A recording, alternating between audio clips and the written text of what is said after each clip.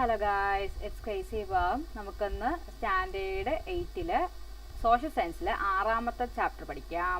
6ാമത്തെ ചാപ്റ്ററിനകത്ത് നമ്മൾ ഭൂപടങ്ങൾ വായിക്കാമെന്ന് പറഞ്ഞാണ് നമ്മുടെ ചാപ്റ്റർ. യഥാർത്ഥത്തിൽ നമ്മൾ ചാപ്റ്റർ 7ാം ക്ലാസ്സിൽ പഠിച്ചതാണ്. അപ്പോൾ അതിൻ്റെ റിവിഷൻ പോലെ ആയിരിക്കും ഇത് പോയിക്കൊണ്ടിരിക്കുന്നത്. ഇനി മുമ്പ് നമ്മൾ പഠിച്ച ചാപ്റ്റർ ഒന്ന് ജസ്റ്റ് ഒന്ന് ഓടിച്ചാലോചിച്ച് നോക്കാം. എന്തുവായിരുന്നു? പ്രാചീന തമിഴകത്തെ പറ്റിയാണ് കഴിഞ്ഞ ചാപ്റ്ററിൽ നമ്മൾ പഠിച്ചത്. അവിടെ നമ്മൾ ആദ്യം കുറേ മഹാശിലാ സ്മാരകങ്ങളെ പറ്റി പറഞ്ഞായിരുന്നു. അതിൽ വരുന്നതാണ് ഏത്? നന്നങ്ങാടികൾ, കൽവളയങ്ങൾ, കൺമേശ, മുനിയറ, തൊപ്പിക്കല്ല്, കുടക്കല്ല്, ഇതെല്ലാം എന്തായിരുന്നു? മരിച്ച ആൾക്കാരുടെ ശവകുടീരങ്ങൾ അല്ലെങ്കിൽ ശവസംസ്കാരത്തിന് വേണ്ടി ഉപയോഗിച്ചിരുന്ന സംഭവങ്ങളൊക്കെ ആയിരുന്നു ആ പറഞ്ഞ മഹാശിലാ സ്മാരകങ്ങൾ എന്ന് പറയുന്നത്. പിന്നെ നമ്മൾ സംഘകാലത്തിലുള്ള കൃതികളെ പറ്റി പറഞ്ഞായിരുന്നു. ഓർമ്മയുണ്ടോ? പത്തുപ്പാട്ട്, എട്ടുത്തൊക്കെ, 11 കണക്കെന്നൊക്കെ പറഞ്ഞു. ഇതിൽ വരുന്ന കുറേ കൃതികൾ പറഞ്ഞു. എന്തുവാണ്? നമ്മുടെ തിരുക്കുറളുണ്ടായിരുന്നു, പതിറ്റുപത്തോ അങ്ങനെ തന്നെ. പിന്നെ അകനാണൂറ്, പുറനാണൂറ്, പതിറ്റുപത്ത്, പിന്നെന്തുവായിരുന്നു? മണിമേഖലൈ, അങ്ങനെയൊക്കെ പറഞ്ഞ് കുറേ എണ്ണം നമ്മൾ പറഞ്ഞതാണ്. പിന്നെ നമ്മൾ സാമൂഹ്യ ജീവിതത്തെ പറ്റി പറഞ്ഞു. തിണകൾ പറഞ്ഞു. 5 തിണകളാണ് പറഞ്ഞ: കുറിഞ്ചി, മുല്ലൈ, പാലൈ, മരുതം, നെയ്താൽ. കുറിഞ്ചി എന്ന് പറഞ്ഞാൽ എന്തായിരുന്നു? കാട് മലമ്പ്രദേശത്ത് ജീവിക്കുന്നവരാണ്. അവർ വേട്ടയാടിയാണ് ജീവിച്ചുകൊണ്ടിരുന്നത്. മുല്ലൈ എന്ന് പറയുമ്പോൾ എന്തായിരുന്നു? പുൽമേടുകളിൽ താമസിക്കുന്ന ആൾക്കാരാണ്. കന്നുകാലികൾ വളർത്തലായിരുന്നു അവരുടെ പരിപാടി. പിന്നെ അവരുടെ കയ്യിൽ നിന്ന് കന്നുകാലികളെ മോഷ്ടിച്ച് ജീവിക്കുന്നവരാണ് പാലൈ പ്രദേശത്ത് ജീവിച്ചിരുന്നത്. അവരുടെ മരുപ്രദേശമായിരുന്നു. പിന്നെ മരുതം എന്ന് പറഞ്ഞാൽ എന്തുവായിരുന്നു? ഇതാണ്, വയൽ ഉള്ള ഏരിയ ആയിരുന്നു. അപ്പൊ കൃഷിയായിരുന്നു അവരുടെ അതിജീവന മാർഗം. നെയ്താൽ എന്ന് പറയുന്നത് നമ്മുടെ തീരദേശ ഏരിയയാണ്. അവിടെ എന്തുവാണ്? മീൻ പിടുത്തം, അതുപോലെ തന്നെ അങ്ങനെയൊക്കെ ഉള്ള മത്സ്യബന്ധനം ഒരു തൊഴിലായിരുന്നു അവരുടെ. അങ്ങനെയുള്ള കാര്യങ്ങളൊക്കെയാണ് പറഞ്ഞത്. ഇനി വിനിമയ വ്യവസ്ഥ: നൊടുത്തൽ, അല്ലലാവണം, നാളങ്ങാടി, ഉമണർ, വിദേശ വാണിജ്യം, അതായത് അന്നുള്ള ചന്തകളുടെ കാര്യം പറയുന്നുണ്ട്. പിന്നെ രാത്രി ചന്തയും പകലുള്ള ചന്തയുടെ കാര്യം പറയുന്നുണ്ട്. നടുക്കൊത്ത് എന്ന് പറയുന്നത് അവിടുത്തെ എന്തുവാണ്? ഈ സാധനം കൊടുത്ത് സാധനം വാങ്ങുന്ന രീതി എങ്ങാണ്ടായിരുന്നു. പിന്നെ നമ്മൾ ഉമണർ എന്ന് പറഞ്ഞൊരു വിഭാഗക്കാരെ പറയുന്നുണ്ട്. പിന്നെ വിദേശ വാണിജ്യം നമുക്ക് ഉണ്ടായിരുന്നെന്ന് പറയുന്നു. പിന്നെ മൂവേന്തന്മാരുടെ ഭരണത്തെ പറ്റി ജസ്റ്റ് ഒന്ന് പറയുന്നേ ഉള്ളൂ. ചേരന്മാരും ചോളന്മാരും പാണ്ഡ്യന്മാരും ആയിട്ടാണ് തെക്കേ ഇന്ത്യ അല്ലെങ്കിൽ ദക്ഷിണേന്ത്യ ഭരിച്ചിരുന്നത്. അവരെ മുജിരി, ഉറയൂർ, അതുപോലെ മധുര എന്നിവയായിരുന്നു അവരുടെ കേന്ദ്രങ്ങൾ. മുജിരി എന്ന് പറയുന്നത് ചേരന്മാരത്, ഉറയൂർ ചോളന്മാരത്, പാണ്ഡ്യന്മാരത് മധുര. ഇതാണ് നമ്മൾ കഴിഞ്ഞ ചാപ്റ്ററിൽ പഠിച്ചത്. അപ്പൊ വീണ്ടും നമ്മൾ അവിടെ പറയാൻ പോകുന്നത്? ഇവിടെ പറയാൻ പോകുന്നത് ഭൂപടങ്ങൾ വായിക്കാൻ. നമ്മൾ കഴിഞ്ഞ പ്രാവശ്യം വായിക്കാൻ പഠിച്ചതാണ്, എങ്കിലും ഒന്നുകൂടെ കേൾക്കാം. ഇവിടെ എന്താ എഴുതിയിരിക്കുന്നത്? 1999 മെയ് മാസം 7ാം തീയതി യുഗോസ്ലാവിയയിലെ ബെൽഗ്രേഡിലുള്ള ചൈനീസ് നയതന്ത്ര കാര്യാലയം ബോംബാക്രമണത്തിൽ തകർന്നു. 3 നയതന്ത്ര ഉദ്യോഗസ്ഥർ കൊല്ലപ്പെടുകയും 20 പേർക്ക് പരിക്കേൽക്കുകയും ചെയ്തു. ഈ സംഭവത്തിൽ ചൈന കടുത്ത പ്രതിഷേധം രേഖപ്പെടുത്തുകയും നാറ്റോ വ്യോമാക്രമണത്തെ ശക്തമായി അപലപിക്കുകയും ചെയ്തു. ഇതേ തുടർന്ന് നാറ്റോ സൈനിക മേധാവികൾക്ക് പറ്റിയ അബദ്ധത്തിന്മേൽ ഖേദം പ്രകടിപ്പിക്കുകയുണ്ടായി. അവർ ഉപയോഗിച്ച സൈനിക ഭൂപടം കാലഹരണപ്പെട്ടതായിരുന്നു. കാലാനുസൃതമായി പരിഷ്കരിക്കപ്പെടാത്ത ഭൂപടം ഉപയോഗിച്ചത് കൊണ്ടുണ്ടായ അപകടമായിരുന്നു അത്. ബെൽഗ്രേഡിലെ സൈനിക താവളമായിരുന്നിടത്ത് ചൈനീസ് നയതന്ത്ര കാര്യാലയമാണ് ഇപ്പോൾ പ്രവർത്തിക്കുന്നതെന്ന് തങ്ങൾക്ക് അറിവില്ലായിരുന്നു എന്നാണ് അവർ ക്ഷമാപണത്തിൽ പറഞ്ഞത്. അപ്പോൾ ഇവിടെ എന്താ സംഭവിച്ചത്? ചൈനയുടെ ഒരു നയതന്ത്ര കാര്യാലയത്തിന്റെ പുറത്ത് ബോംബിട്ടത് തകർന്നു. അപ്പോൾ യഥാർത്ഥത്തിൽ അവർ യൂസ് ചെയ്ത ഭൂപടം എന്തായിരുന്നു? പഴയ ഭൂപടമായിരുന്നു. ഓക്കെ. അപ്പോൾ ആ ഭൂപടം പുതിയത് കൊടുക്കാത്തത് കാരണം വന്ന ഒരു മിസ്അണ്ടർസ്റ്റാൻഡിങ്ങിന്റെ പുറത്താണ് ഇവർ എന്ത് പറ്റിയത്? ഇവർ ബോംബിട്ട് അവിടെ തകർത്തത്. അപ്പം നമുക്ക് എന്ത് വേണം? ഭൂപടങ്ങൾ പരിഷ്കരിക്കപ്പെടണം. ഭൂപടങ്ങൾ കൃത്യമായിട്ട് ഉണ്ടാക്കുകയും വേണം. അതിന് എന്ത് എഴുതിയേക്കുന്നത്? ബോംബാക്രമണത്തിലുണ്ടായ പിഴവും അതിന് കാരണവുമാണ് നമ്മൾ മുകളിൽ വായിച്ചത്. ഭൂപടങ്ങളും അതിലെ വിവരങ്ങളുടെ കൃത്യതയും എത്രത്തോളം പ്രാധാന്യമുള്ളതാണെന്ന് ബോധ്യമായില്ലേ? നമ്മളൊരു ഭൂപടം വരയ്ക്കുമ്പോൾ അത്ര കണ്ട് ശ്രദ്ധ ചെലുത്തി വേണം വരയ്ക്കാൻ, അല്ലെങ്കിൽ എന്ത് പറ്റും? അത് വളരെയധികം പ്രശ്നങ്ങൾ ഉണ്ടാകും. അതാണ് ഇന്ത്യയുടെ ഭൂപടം വരയ്ക്കുമ്പോഴത്തേക്ക് ഇന്ത്യക്കാർ വരയ്ക്കുന്ന ഭൂപടമല്ല പാകിസ്ഥാനും ചൈനയുടെ കയ്യിൽ ഇരിക്കുന്നതെന്ന് പറഞ്ഞ് ഇടയ്ക്കിടയ്ക്ക് പ്രശ്നം പറയുന്നുണ്ട്. അപ്പം ഭൂപടം വരയ്ക്കുമ്പോൾ അത്രയും കൃത്യതയോടുകൂടി തന്നെ വരയ്ക്കണമെന്ന് പറയുന്നതാണ്. അപ്പം അല്ലെങ്കിൽ എന്ത് പറ്റും? ഈ നമ്മൾ എന്താ പറയുന്ന ഗൂഗിൾ മാപ്പിനെ കൺഫ്യൂഷൻ വരുന്നതെന്നൊക്കെ പറയത്തില്ലേ? കാരണം ആ പറയുന്ന സ്ഥലം അപ്ഡേറ്റ് ചെയ്ത് കൊടുക്കുന്നില്ല, അല്ലെങ്കിൽ ആദ്യം ഒരു സമയം സർവേ എടുത്ത സ്ഥലത്തിന്റെ വിവരമായിരിക്കും അതിന്റെ കയ്യിലുള്ളത്. അതനുസരിച്ചായിരിക്കും ചിലപ്പോൾ അത് വഴി പറഞ്ഞുകൊണ്ടിരിക്കുന്നത്. നമ്മൾ ചിലപ്പോൾ ചെന്ന് കയറുന്ന വല്ല കാട്ടിനിടയിലാണോ ആയിരിക്കും. കാര്യം എന്താ? ആ വഴി അപ്ഡേറ്റ് ചെയ്ത് പിന്നെ കൊടുത്തിട്ടില്ല ആരും. അങ്ങനെ കൊടുക്കാതെ വരുമ്പോഴത്തേക്ക് എന്ത് പറ്റും? നമ്മുടെ മാപ്പ് തെറ്റും. ഓക്കെ. അത് എന്തുവാണ്? ചില ഊടുവഴികളിലാണ് കൂടുതൽ പ്രശ്നം വരുന്നത്. മെയിൻ റോഡിൽ വലിയ കുഴപ്പമില്ലെന്നാണ് തോന്നുന്നത്. മെയിൻ റോഡിലും ഇപ്പോൾ ഒരുപാട് മാറ്റം വരുന്നുണ്ടല്ലേ? ഹൈവേ ഒക്കെ വരുന്ന കാരണം പുതിയ റോഡുകൾ വന്നുകൊണ്ടിരിക്കുന്നു. ഉള്ള റോഡിൽ തന്നെ 1 വേ ഉണ്ട്, അതേപോലെ 2 വഴി കൂടെ പോകുന്നതും ഉണ്ട്, എല്ലാം ഉണ്ട്. അപ്പോൾ ആ പറയുന്ന ഗൂഗിൾ മാപ്പ് എന്താണോ ബേസ് ചെയ്ത് വർക്ക് ചെയ്യുന്നത് അതിൻ്റെ മാപ്പ് അപ്ഡേറ്റ് ചെയ്തില്ല എങ്കിൽ ഭാവിയിൽ എന്ത് വരും, പ്രശ്നം വരും. അതിപ്പോൾ ബേസിക് നമ്മുടെ ഇപ്പം നമ്മൾ ഏറ്റവും കൂടുതൽ യൂസ് ചെയ്യുന്ന ഒരു മാപ്പ് ഗൂഗിൾ മാപ്പ് ആണല്ലോ, അതുകൊണ്ടാണ് അതിൻ്റെ കാര്യം പറഞ്ഞത്. ഓക്കെ, അപ്പം വിവിധ ആവശ്യങ്ങൾക്കായി നമ്മൾ എന്ത് ചെയ്യുന്നുണ്ട്, വ്യത്യസ്ത തരം ഭൂപടങ്ങളാണ് ഉപയോഗിക്കുന്നത്. നമുക്ക് ആവശ്യം എന്താണോ അതനുസരിച്ച് പലതരത്തിൽ ഭൂപടം ഉണ്ട്. നമ്മൾ കഴിഞ്ഞ ക്ലാസ്സിലേ പഠിച്ചതാണ്, അതായത് 7ാം ക്ലാസ്സിൽ പറഞ്ഞു. അതിൽ ആദ്യത്തേത് അവിടെ എഴുതിയിരിക്കുന്നത് രാഷ്ട്രീയ ഭൂപടം. രാഷ്ട്രീയ ഭൂപടം എന്ന് പറഞ്ഞാൽ എന്തിനാണ്, ഒരു വലിയ ഏരിയ കാണിക്കാനായിട്ട് അവിടെ ഏതൊക്കെ ഭൂഖണ്ഡങ്ങളുണ്ട്, അതിലേതൊക്കെ രാജ്യങ്ങളുണ്ട്, ആ രാജ്യങ്ങളുടെ പൊസിഷൻ എവിടെയാണ്, അങ്ങനെയൊക്കെ നമുക്ക് ഐഡന്റിഫൈ ചെയ്യാൻ വേണ്ടി രാഷ്ട്രീയ ഭൂപടം ഉപയോഗിക്കാം. സൈനിക ഭൂപടം പൊതുവെ നമ്മൾ എന്തിനാണ് ഉപയോഗിക്കുന്നത്, നമുക്ക് അതിന്റെ ആവശ്യമില്ല, സൈനികർക്കാണ് അതിന്റെ ആവശ്യം. അപ്പം മെയിനായിട്ട് നമ്മുടെ രാജ്യത്തിന്റെ അതിർത്തി നിർണ്ണയിക്കുന്നതിനും അവരുടെ സൈനിക നീക്കങ്ങൾക്കും വേണ്ടിയിട്ടുള്ള കാര്യങ്ങൾക്കായിരിക്കും അവർ എന്ത് യൂസ് ചെയ്യുന്നത്, സൈനിക ഭൂപടം ഉപയോഗിക്കുന്നത്. പിന്നെ ചരിത്ര ഭൂപടം എന്തിനായിരുന്നു, ചരിത്ര ഭൂപടം എന്ന് പറയുമ്പോൾ ഇപ്പൊ കറന്റ് ഉള്ള ഇന്ത്യയുടെ ഭൂപടം കണക്കായിരിക്കത്തില്ലല്ലോ നമ്മുടെ മുമ്പുണ്ടായിരുന്ന ഇന്ത്യ. അതായത് ആ സമയത്ത് ഇവിടെ ഏതൊക്കെ രാജാക്കന്മാർ ഭരണം നടത്തിയിരുന്നു, ഓരോ ഏരിയയിലും ആരൊക്കെയാണ് ആ കാലഘട്ടത്തിൽ ഭരണം നടത്തിയിരുന്നത് എന്നൊക്കെ മനസ്സിലാക്കാൻ വേണ്ടി നമുക്ക് ചരിത്ര ഭൂപടത്തെ ആശ്രയിക്കാം. ജ്യോതിശാസ്ത്ര ഭൂപടവും അങ്ങനെയാണ്. ജ്യോതിശാസ്ത്രപരമായിട്ടുള്ള കാര്യങ്ങൾ മനസ്സിലാക്കാനാണ് നമുക്ക് ജ്യോതിശാസ്ത്ര ഭൂപടം ഉപയോഗിക്കാൻ പറ്റുന്നത്. പിന്നെ എന്താ കൊടുത്തേക്കുന്നത്, ഭൂവിനിയോഗ ഭൂപടം. ഭൂവിനിയോഗം എന്ന് പറഞ്ഞാൽ ഇപ്പൊ ഇത് ഇന്ത്യയുടെ മാപ്പാണ് കൊടുത്തേക്കുന്നത്. ഇതില് ഉള്ള ഭൂമി എന്തൊക്കെ കാര്യങ്ങൾക്ക് വേണ്ടിയാണ് നമ്മൾ വിനിയോഗിക്കുന്നത് എന്നുള്ളതാണ് ഭൂവിനിയോഗം കൊണ്ട് ഉദ്ദേശിക്കുന്നത്. ഇനി ദിനാവസ്ഥാ ഭൂപടം എന്ന് പറഞ്ഞാൽ എന്താണ്, കാറ്റ് വീശുന്നുണ്ടോ, മഴ പെയ്യുന്നുണ്ടോ, ഇവിടെ ഇന്ന് മഴയ്ക്ക് സാധ്യതയുണ്ടോ, ഇന്ന് വെയിലുണ്ടോ, അങ്ങനെയൊക്കെ ഉള്ള നമ്മൾ ചെക്ക് ചെയ്യത്തില്ലേ, കാലാവസ്ഥ പറയത്തില്ലേ, അതുപോലെ ദിനാവസ്ഥാ ഭൂപടം ഒരു ദിനത്തിന്റെ കാര്യമായിരിക്കും ആ പറയുന്ന മാപ്പിൽ റെപ്രസെന്റ് ചെയ്യുന്നത്. ആ ദിനം എങ്ങോട്ടെങ്കിലും കാറ്റ് വീശേ, മഴ പെയ്യേ, മഴക്കോള് കാർമേഘം ഉണ്ടോ, അല്ലെങ്കിൽ അഥവാ കാറ്റ് വീശിയാൽ അത് ഏതൊക്കെ സംസ്ഥാനങ്ങളെ ബാധിക്കും, അത് ചുഴലിക്കാറ്റ് മുന്നറിയിപ്പ് വല്ലതും ഉണ്ടോ, ന്യൂനമർദ്ദം വല്ലതും ഏതെങ്കിലും കടലിന്റെ ഭാഗത്ത് രൂപപ്പെടുന്നുണ്ടോ, അങ്ങനെയുള്ള കാലാവസ്ഥ ബന്ധപ്പെട്ട കാര്യങ്ങളാണ് നമ്മൾ എന്ത് ചെയ്യുന്നത്, ഇങ്ങനെയുള്ള മാപ്പ് വെച്ച് ഉപയോഗിച്ച് കണ്ടുപിടിക്കുന്നത്. ഇപ്പൊ ഇതൊക്കെ എന്താണ്, ഇതെല്ലാം ഓൺലൈനിലായിട്ടുണ്ട്. ഇപ്പൊ ടെക്സ്റ്റ് പഴയതായത് കാരണമാണ് ഇതൊക്കെ പറഞ്ഞുകൊണ്ടിരിക്കുന്നത്. അപ്ഡേറ്റ് ആകുമ്പോഴത്തേക്ക് കുറെ കൂടെ ബെറ്റർ ആയിട്ടുള്ള ഒരു ഇതായിരിക്കും വരുന്നത് കേട്ടോ. അപ്പൊ എന്താ പറയുന്നത്, ഭൂവിനിയോഗം മനസ്സിലാക്കുന്നതിന് നമ്മൾ ഉപയോഗിക്കുന്നതാണ് എന്ത്, ഭൂവിനിയോഗ ഭൂപടം. മാന നിരീക്ഷണത്തിന് ഉപയോഗിക്കുന്നത് ഏതാണ്, ജ്യോതിശാസ്ത്ര ഭൂപടം അല്ലേ. പിന്നെ എന്തുകൊണ്ട്, കാലാവസ്ഥാ പഠനങ്ങൾക്കാണ് ദിനാവസ്ഥ ഭൂപടം യൂസ് ചെയ്യുന്നത്. പിന്നെ സൈനിക ആവശ്യങ്ങൾക്ക് സൈനിക ഭൂപടം യൂസ് ചെയ്യാം. രാജ്യാതിർത്തികൾ മനസ്സിലാക്കുന്നതിന് നമുക്ക് രാഷ്ട്രീയ ഭൂപടം എടുക്കാം. ചരിത്ര പഠനത്തിന് ചരിത്ര ഭൂപടം എടുക്കാം. ഓക്കെ, അപ്പൊ ഓരോ ഭൂപടത്തിനും എന്തുണ്ട്, ഓരോരോ യൂസ് ഉണ്ട്. ഓക്കെ, ഇപ്പൊ എല്ലാം കറന്റ് ഒരു ഭൂപടത്തിൽ തന്നെ ഈ പറയുന്നതെല്ലാം നമുക്ക് അവൈലബിൾ ആവുന്ന രീതിക്കാണ് അപ്ഡേറ്റഡ് ആയിട്ടുള്ളത്. നമ്മളിപ്പോ ടെക്നിക്കലി നമ്മൾ അപ്ഡേറ്റ് ആയപ്പോൾ ഇങ്ങനെ എല്ലാത്തിനും വേണ്ടി നമ്മൾ പല ഭൂപടം ഒന്നും കൊണ്ട് നടക്കണ്ട. സൈനികരുടെ കാര്യത്തിൽ എനിക്കറിയത്തില്ല, ബാക്കിയുള്ളതിനൊക്കെ നമുക്ക് സെപ്പറേറ്റ് ഭൂപടം ഒരു മാപ്പിൽ തന്നെ അവൈലബിൾ ആവുന്ന കണക്ക് കിട്ടുന്നുണ്ട് ഇപ്പോൾ. അപ്പോൾ നമുക്ക് പരിചയമായിട്ടുള്ളത് ലോക രാഷ്ട്രീയ ഭൂപടം നമുക്കറിയാം, കേരളത്തിന്റെ ഭൂപടം അറിയാം, ഇന്ത്യയുടെ ഭൂപടം അറിയാം. ഇതൊക്കെ എന്താണ്, പലതരത്തിൽ നമ്മൾ കണ്ടിട്ടുള്ള ഭൂപടങ്ങളാണ്. ഇവിടെ 2 ഭൂപടം കൊടുത്തേക്കുന്നുണ്ടോ, ഒന്ന് കേരളത്തിലെ മണ്ണിനങ്ങളും മറ്റൊന്ന് ഭൂപ്രകൃതിയാണ്. നമ്മൾ മണ്ണിനങ്ങളും ഭൂപ്രകൃതിയൊക്കെ നേരത്തെ പഠിച്ചിട്ടുണ്ടെന്ന് തോന്നുന്നു അല്ലേ. ജസ്റ്റ് ലാറ്ററൈറ്റ് മണ്ണാണ് ഏറ്റവും കൂടുതലുള്ളത് എന്നൊക്കെ പറഞ്ഞ് പഠിച്ചിട്ടുണ്ട്. പിന്നെ കേരളത്തിലെ ഭൂപ്രകൃതി എന്താണ്, തീരപ്രദേശം, ഇടനാട്, മലനാട് എന്നുള്ള രീതിക്കാണ് പോയിക്കൊണ്ടിരിക്കുന്നതെന്നും പഠിച്ചിട്ടുണ്ട്. അപ്പോൾ ഇത് രണ്ടും കൂടെ ഒരു ഭൂപടത്തിൽ ചിത്രീകരിക്കാൻ പറ്റത്തില്ലല്ലോ. കാര്യം എല്ലാം കൂടെ കളർ മിക്സ് ആയി നമുക്ക് ഐഡന്റിഫൈ ചെയ്യാൻ പറ്റാത്ത രീതിക്ക് ആയിപ്പോവും. അതുകൊണ്ട് എന്ത് ചെയ്യണം, ഒരു ഭൂപടത്തിൽ തന്നെ വിവിധ ആവശ്യങ്ങൾക്കായുള്ള വിവരങ്ങൾ ഉൾപ്പെടുത്തിയാൽ ആ ഭൂപടം ഏറെ ആശയക്കുഴപ്പങ്ങൾക്കും അവ്യക്തതകൾക്കും കാരണമാകും. നമുക്ക് വ്യക്തമാവത്തില്ല ഇവർ എന്തിനാണ് ഇത് വരച്ചു വെച്ചേക്കുന്നത്, അല്ലെങ്കിൽ ഇതിനകത്തുള്ള മാർക്ക് ചെയ്തേക്കുന്ന സാധനം എന്താണ് ഉദ്ദേശിക്കുന്നത് എന്നുള്ളത് നമുക്ക് കൺഫ്യൂഷൻ ആയി പോകും. അത് കാരണം എന്ത് ചെയ്യത്തില്ല നമ്മൾ അതിനാൽ വ്യത്യസ്തങ്ങളായ വിവരങ്ങൾ വിവിധ ഭൂപടങ്ങളിലായാണ് ചിത്രീകരിച്ചിരിക്കുന്നത്. അതുകൊണ്ട് രണ്ടും കൂടെ എന്ത് ചെയ്യത്തില്ല, ഒന്നിലെടുത്ത് ചിത്രീകരിക്കത്തില്ല. ഇത്തരത്തിൽ പ്രത്യേക വിഷയങ്ങൾ പ്രതിപാദിക്കുന്ന ഭൂപടങ്ങളെ നമ്മൾ എന്തെന്ന് വിളിക്കും, തീമാറ്റിക് ഭൂപടങ്ങൾ എന്നാണ് അറിയപ്പെടുന്നത്. അപ്പൊ തീമാറ്റിക് ഭൂപടം എന്ന് പറഞ്ഞാൽ എന്താണ്, ഏതെങ്കിലും ഒരു പ്രത്യേക കാര്യത്തെ മാത്രമേ അത് എന്ത് ചെയ്യത്തുള്ളൂ, പ്രതിപാദിപ്പിക്കത്തുള്ളൂ. അല്ലാതെ എല്ലാം കൂടെ ഒന്നിച്ച് എന്ത് ചെയ്യത്തില്ല, ഒരു ഭൂപടത്തിൽ വരയ്ക്കത്തില്ല. ഇനി എന്തുവാ, ഭൂപടങ്ങളെ തരംതിരിക്കാം. എങ്ങനെ തരംതിരിക്കാം, ഇത് നമ്മൾ പഠിച്ചതാണ് കഴിഞ്ഞതിൽ. ഭൂമിയിലെ പ്രകൃതി തത്വവും മനുഷ്യനിർമ്മിതവുമായ വിവിധ സവിശേഷതകളെ പലതരം നിരീക്ഷണങ്ങൾക്കും വിശകലനങ്ങളുമായി രേഖപ്പെടുത്തി സൂക്ഷിക്കാറുണ്ട്. അപ്പോൾ ഭൂമിയിൽ പലതരത്തിലുള്ള പ്രകൃതിദത്തമായിട്ടുള്ള കുറേ സാധനങ്ങളുണ്ട്, മനുഷ്യനിർമ്മിതമായിട്ടുള്ള കുറേ കാര്യങ്ങളുണ്ട്. അപ്പൊ ഇതിനെയൊക്കെ എന്ത് ചെയ്തു, വിശകലനം ചെയ്ത് ഇതിനെയൊക്കെ നമ്മൾ രേഖപ്പെടുത്തി വെക്കാറുണ്ടെന്ന്.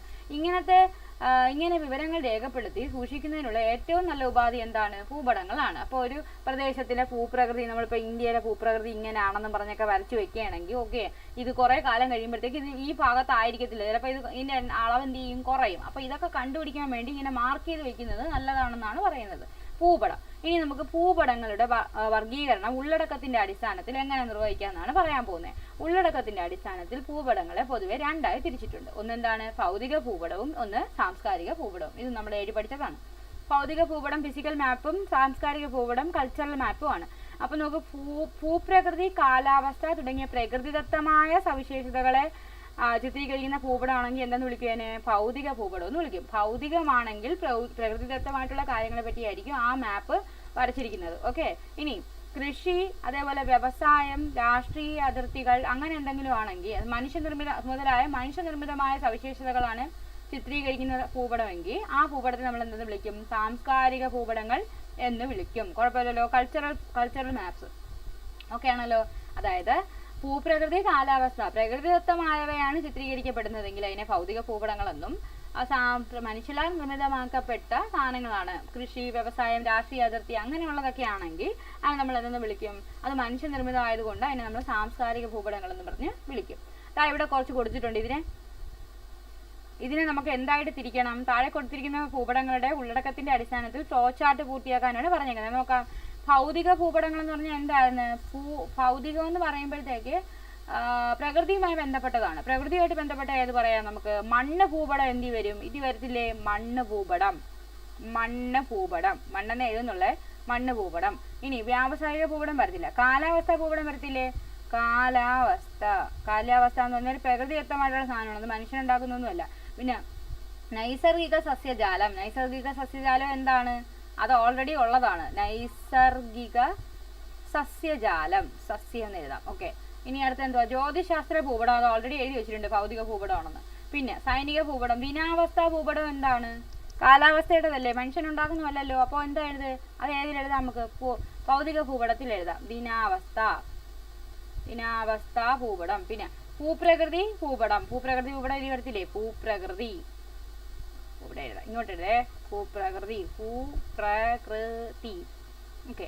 ഇനി ചരിത്ര ഭൂപടം എന്താണ്? അത് നമുക്ക് വേണ്ടി ഉണ്ടാക്കുന്നതല്ലേ, അപ്പൊ ചരിത്ര ഭൂപടം ഇവിടെ എഴുതാം. ചരിത്ര ഭൂപടം.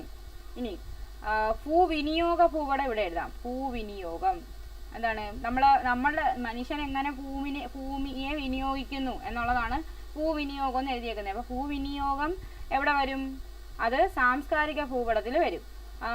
ചരിത്ര ഭൂപടം, ഭൂവിനിയോഗം. പിന്നെ ദിനാവസ്ഥ നമ്മൾ എഴുതി. സൈനിക ഭൂപടം വരും, അത് സാംസ്കാരിക ഭൂപടമാണ്. സൈനിക ഭൂപടം. പിന്നെ ജ്യോതിശാസ്ത്ര ഭൂപടം അപ്പുറത്ത് എഴുതിയിട്ടുണ്ട്. പിന്നെ നൈസർഗിക സസ്യജാലം എഴുതി. കാലാവസ്ഥാ ഭൂപടം എഴുതി. വ്യാവസായിക ഭൂപടം വരുമല്ലോ. വ്യാവസായിക ഭൂപടം. പിന്നെ കാർഷിക ഭൂപടം വരും. കാരണം എന്താണ്? സൈനിക ഭൂപടം ഓൾറെഡി ഇവിടെ ഉണ്ട് കേട്ടോ. അപ്പൊ കാർഷിക ഭൂപടം വരും. കാർഷികം എന്ന് പറയുമ്പോൾ നമ്മൾ കൃഷി ചെയ്യണ്ടേ? കൃഷി ചെയ്താലല്ലേ വരത്തുള്ളൂ. അതുകൊണ്ട് കാർഷിക ഭൂപടം വരും. സൈനിക ഭൂപടം ഓൾറെഡി ഇതിനകത്ത് എഴുതിയിട്ടുണ്ട്. പിന്നെ എന്തുവായിരുന്നു? രാഷ്ട്രീയ ഭൂപടവും വരും. രാഷ്ട്രീയ ഭൂപടം. ഓക്കെ. അപ്പോ ഭൂപടങ്ങൾ എങ്ങനെയാണ് രണ്ടായിട്ടാണ് തിരിച്ചിരിക്കുന്നത്? ഭൗതിക ഭൂപടങ്ങളെന്നും സാംസ്കാരിക ഭൂപടങ്ങളെന്നും. ഭൗതിക ഭൂപടങ്ങൾ എന്ന് പറഞ്ഞാൽ എന്താണ്? ഭൂമി അല്ലെങ്കിൽ ഭൂപ്രകൃതി, നൈസർഗിക സസ്യജാലം അങ്ങനെയൊക്കെ ഉള്ളത്, കാലാവസ്ഥ അതുമായിട്ട് ബന്ധപ്പെട്ടതാണെങ്കിൽ അതിനെ നമ്മൾ ഭൗതിക ഭൂപടങ്ങളെന്നും, മനുഷ്യനിർമ്മിതമായിട്ടുള്ള നിർമ്മിതികളോ കെട്ടിടങ്ങളോ രാഷ്ട്രീയ അതിർത്തിയോ അങ്ങനെ എന്തെങ്കിലുമൊക്കെ ആണെങ്കിൽ അതിനെ എന്തെന്ന് പറയും? അത് സാംസ്കാരിക ഭൂപടങ്ങളെന്നും പറയും. ഓക്കെ അല്ലേ? നമുക്ക് കണ്ടിന്യൂ ചെയ്യാം. ഭൂപട വർഗീകരണം തോതിന്റെ അടിസ്ഥാനത്തിൽ. ഇതെന്ന് നമ്മൾ പഠിച്ചതാണ്. ഭൂപടങ്ങൾ തയ്യാറാക്കുന്നതിന് ഉപയോഗിക്കുന്ന തോതിന്റെ അടിസ്ഥാനത്തിലും അവ എന്ത് ചെയ്യുന്നുണ്ട്? തരംതിരിക്കാറുണ്ട്. ഏതൊക്കെയായിട്ട് തിരിക്കും? ചെറിയ തോത് ഭൂപടങ്ങളെന്നും വലിയ തോത് ഭൂപടങ്ങളെന്നും. ചെറിയ തോത് ഭൂപടങ്ങൾ എന്ന് പറഞ്ഞാൽ അതിന് എക്സാമ്പിൾ എന്തൊക്കെയാണ്? അറ്റ്ലസ് ഭൂപടവും പിന്നെ ചുമർ ഭൂപടവുമാണ് പറഞ്ഞേക്കുന്നത്. ഇതിനകത്ത് തോത് ചെറുതായിരിക്കും. അതായത് ഒരു മതിലിൽ അല്ലെങ്കിൽ അറ്റ്ലസിനകത്ത് ഇന്ത്യയുടെ ഭൂപടം കാണും. അതിനകത്ത് എല്ലാ ഡീറ്റെയിലും എന്ത് ചെയ്തില്ല? കാണത്തില്ല. എല്ലാം കൂടെ ചേർത്ത് ഒരു കുഞ്ഞു ഭൂപടത്തിനകത്തായിരിക്കും ആക്കിയിരിക്കുന്നത്. അതിനാണ് ചെറിയ തോത് ഭൂപടങ്ങൾ എന്ന് പറയുന്നത്. ഇനി കഡസ്ട്രൽ ഭൂപടവും അതുപോലെ ധരാതലീയ ഭൂപടവും ഒക്കെ വലിയ തോതാണ്. അത് ഒരു ചെറിയ പ്രദേശത്തിന്റെ ഭൂപടം വലിയതായിട്ട് വരച്ചിരിക്കുന്നതായിരിക്കും. അതുകൊണ്ടാണ് അതിനെ വലിയ തോത് ഭൂപടങ്ങൾ എന്ന് പറയുന്നത്. ലോകം, വൻകരകൾ, രാജ്യങ്ങൾ, സംസ്ഥാനങ്ങൾ തുടങ്ങിയ വിസ്തൃതമായ പ്രദേശങ്ങളെ ചെറിയൊരു കടലാസിൽ ചിത്രീകരിക്കേണ്ടി വന്നാൽ കേണ്ടി വന്നാൽ വളരെ കുറച്ച് വിവരങ്ങൾ മാത്രമേ അവയിൽ ഉൾപ്പെടുത്താൻ കഴിയൂ. വലിയ ഭൂപ്രദേശങ്ങളിലെ പ്രധാന വിവരങ്ങൾ മാത്രം ഉൾപ്പെടുത്തി തയ്യാറാക്കുന്ന ഭൂപടങ്ങളാണ് എന്ത്?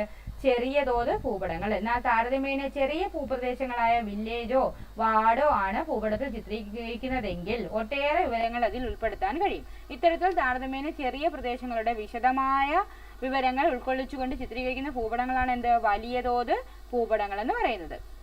അപ്പൊ എന്തോ പറഞ്ഞിരിക്കുന്നേ, ഒരു ലോകത്തിന്റെയോ വൻകരകളുടെയോ രാജ്യത്തിന്റെയോ ഒക്കെയാണ് വരയ്ക്കാനുള്ളതെങ്കിൽ ഇത് എത്രയും കൂടി ചേർത്ത് എന്ത് വരയ്ക്കണം? ഒരു ചെറിയ കടലാസിലല്ലേ വരയ്ക്കുന്നത്. അപ്പൊ അതിനെപ്പറ്റി വളരെ കുറച്ച് മാത്രമേ എന്ത് ചെയ്യാൻ പറ്റത്തുള്ളൂ, വിവരങ്ങൾ അതിനകത്ത് ഉൾപ്പെടുത്താൻ പറ്റത്തുള്ളൂ. വലിയ ഭൂപ്രദേശങ്ങളിലെ പ്രധാന വിവരങ്ങൾ മാത്രമായിട്ട് എന്ത് കാണത്തുള്ളൂ, അതിനകത്ത് ഉൾപ്പെടുത്താൻ പറ്റത്തുള്ളൂ. അല്ലാതെ ഒരുപാട് ഡീറ്റെയിൽ ഒന്നും എഴുതാൻ പറ്റത്തില്ല. നമ്മളൊരു മാപ്പ് എടുത്ത് നോക്കിക്കഴിഞ്ഞാൽ അതിനകത്ത് ഇപ്പം ഒരു വേൾഡ് മാപ്പാണ് എടുത്ത് നോക്കുന്നെങ്കിൽ അതിനകത്ത് ഏതൊക്കെ ഭൂഖണ്ഡങ്ങളൊന്നും ഉണ്ടെന്ന് മനസ്സിലാവും. അതിനകത്തുള്ള രാജ്യങ്ങൾ മാർക്ക് ചെയ്യും.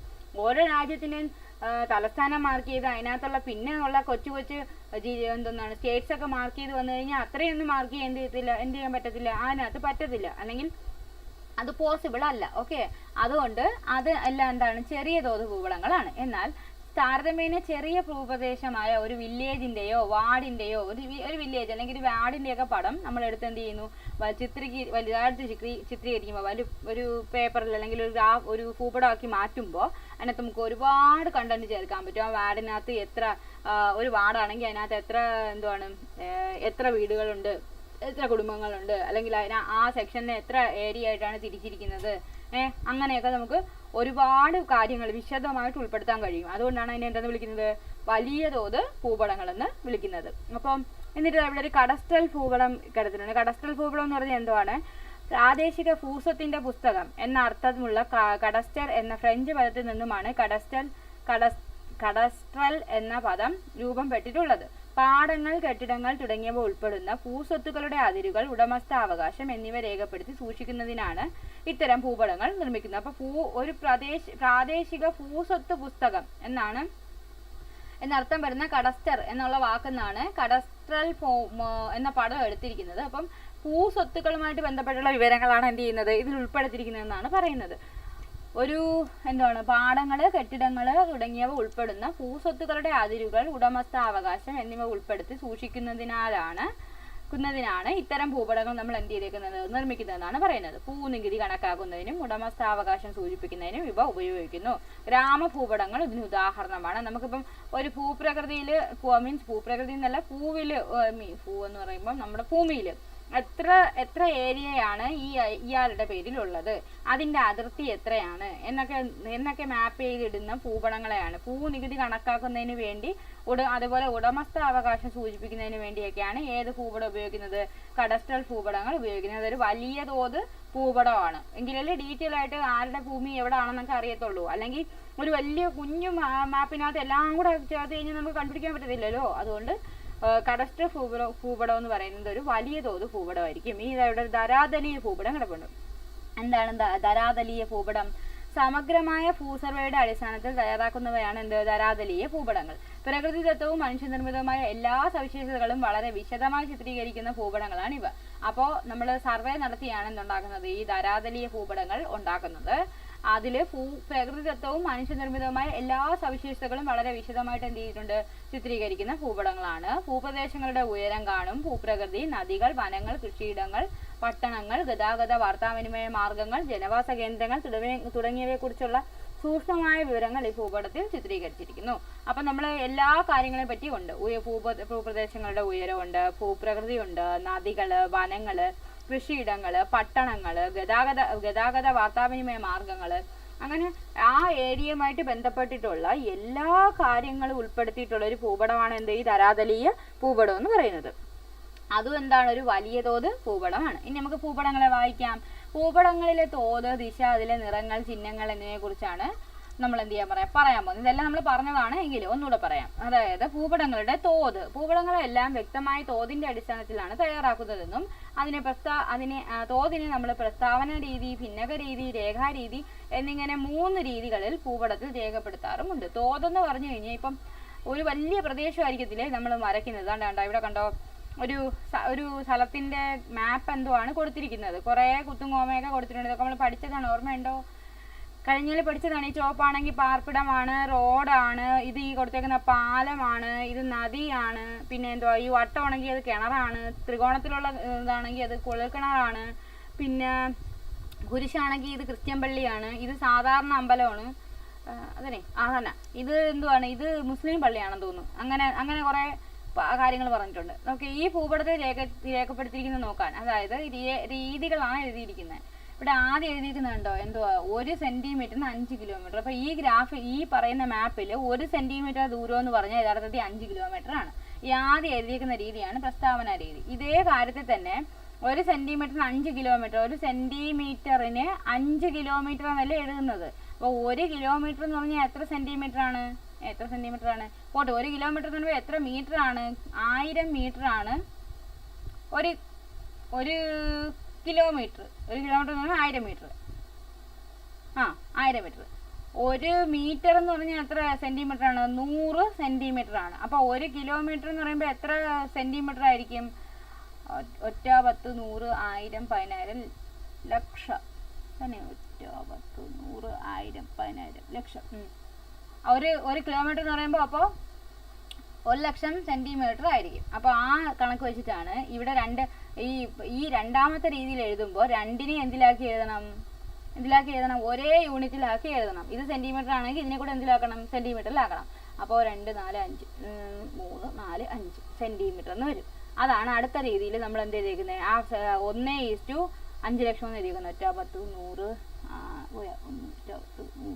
1000, 10000 ലക്ഷം, 5 ലക്ഷം. അപ്പം അങ്ങനെ മാറ്റി എഴുതുന്നതാണ് അടുത്ത രീതി. അതിന് നമ്മൾ IR എന്തുവാണ് ഭിന്നക രീതി എന്ന് പറഞ്ഞാണ് പഠിച്ചത്. പിന്നെ ഇങ്ങനെ ലൈനിൽ മാർക്ക് ചെയ്തതിനെയാണ് രേഖാരീതി എന്ന് പറയുന്നത്. 5, 10 എന്ന് പറഞ്ഞ് ലൈനിൽ മാർക്ക് ചെയ്തിടും. നമുക്ക് ഡീറ്റെയിൽ ആയിട്ടൊന്ന് വായിച്ചു നോക്കാം. ഇത് നമ്മൾ പഠിച്ചതാണെങ്കിലും ഭൂപടത്തിൽ നൽകിയിട്ടുള്ളതിൽ ഏത് രീതിയിലുള്ള തോതാണ് നമുക്ക് അനായാസം മനസ്സിലാക്കാൻ കഴിയുക? 1 സെന്റിമീറ്ററിന് 5 കിലോമീറ്റർ എന്ന് രേഖപ്പെടുത്തിയിരിക്കുന്ന തോത്. അതാണ് ഇത്തരത്തിൽ തോത് രേഖപ്പെടുത്തുന്നതിനെ നമ്മൾ എന്തെന്ന് പറയും? പ്രസ്താവന രീതി. ഒരു പ്രസ്താവന സ്റ്റേറ്റ്മെന്റ് കണക്കങ്ങ് പറയുകയാണ്. 1 സെന്റിമീറ്റർ എന്ന് തന്നെ എത്രയാണെന്ന്? 5 കിലോമീറ്റർ ആണ് എന്നങ്ങ് പറയുവാണ്. അപ്പോൾ ഈ ഭൂപടത്തിലെ ഓരോ സെന്റിമീറ്ററും ഭൂമിയിൽ 5 കിലോമീറ്റർ ആണ് എന്ന് ഇതിലൂടെ പെട്ടെന്ന് മനസ്സിലാകും, എല്ലാവർക്കും മനസ്സിലാവുമെന്ന്. ഇനി ഭിന്നക രീതി ആകുമ്പോഴോ വീട്ടിലെ ഏറെ പ്രായം ചെന്ന ആളുകൾ സ്ഥലങ്ങൾ തമ്മിലുള്ള ദൂരം പറയുന്നത് ശ്രദ്ധിച്ചിട്ടുണ്ടാവും.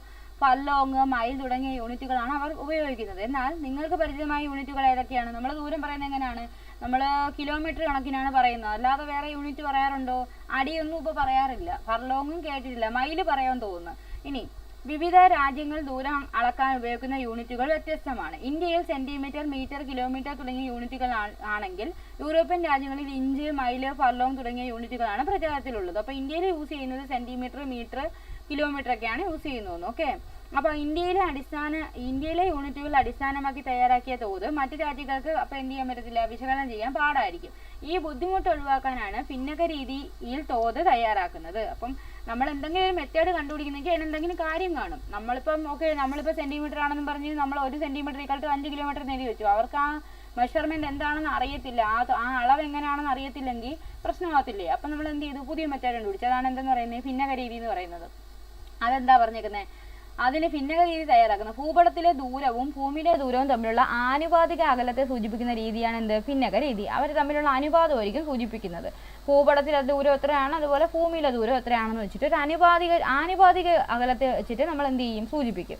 ഉദാഹരണത്തിന് ഇപ്പോൾ 1 സെന്റിമീറ്ററിന് 5 കിലോമീറ്ററിനെ കാണിക്കുന്നതിന് നമ്മൾ എന്ത് ചെയ്യും? 1 മീറ്റർ എന്ന് പറയുന്നത് 5 കിലോമീറ്റർ ആണെന്ന് കാണിക്കണം. അപ്പം നമ്മൾ എന്ത് ചെയ്യും? 5 കിലോമീറ്ററിനെ കൂടെ സെന്റിമീറ്ററിലാക്കുമ്പോൾ 5 ലക്ഷം ആവും. അത് ഓക്കെ, 5 ലക്ഷം ആകുമ്പോഴത്തേക്ക് നമ്മൾ അതിനെ രണ്ടും ഇപ്പോൾ ഒരേ യൂണിറ്റ് അല്ലേ? സെന്റിമീറ്റർ, ഇതും സെന്റിമീറ്റർ. അപ്പോൾ നമ്മൾ 1:5 ലക്ഷം എന്ന് എഴുതും. ഓക്കെ, എന്ന പ്രസ്താവനയ്ക്ക് പകരം നമ്മൾ എങ്ങനെ എഴുതാം? ഇങ്ങനെ എഴുതും എന്ന് ഭിന്നക രീതിയിൽ രേഖപ്പെടുത്താം. ഓരോ രാജ്യത്തും നിലവിലുള്ള യൂണിറ്റുകളുടെ അടിസ്ഥാനത്തിൽ ഈ ആനുപാതിക അകലത്തെ വായിച്ചെടുക്കാം.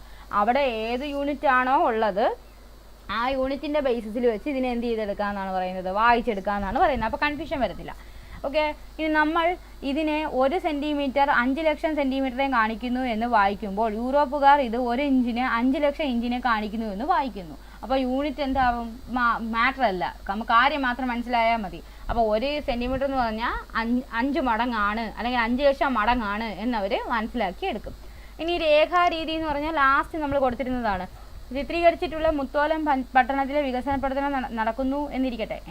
ഭൂപടം നമ്മൾ ആദ്യം കാണിച്ച ഭൂപടമാണ്. ചിത്രീകരിച്ചിട്ടുള്ള മുത്തോലപുരം പട്ടണത്തിൽ വികസന പ്രവർത്തനം നടക്കുന്നു എന്നിരിക്കട്ടെ. ആ പ്രദേശത്തിന്റെ കുറെ കൂടി വിശാലമായ ഭൂപടം ആവശ്യമായതിനാൽ ഭൂപടത്തിന്റെ മുക്കടവ് ഉൾപ്പെടുന്ന ഭാഗം വലുതാക്കി പകർപ്പെടുത്തതാണ് ചുവടെ കൊടുക്കുന്നത്. അതായത് ഏതാണ്ട് മുക്കടവ്, അതായത് ഈ ഭാഗം. അപ്പോൾ നോക്കിയേ, നാണ്ട ഇവിടെ ഈ പിക്ചർ കണ്ടോ?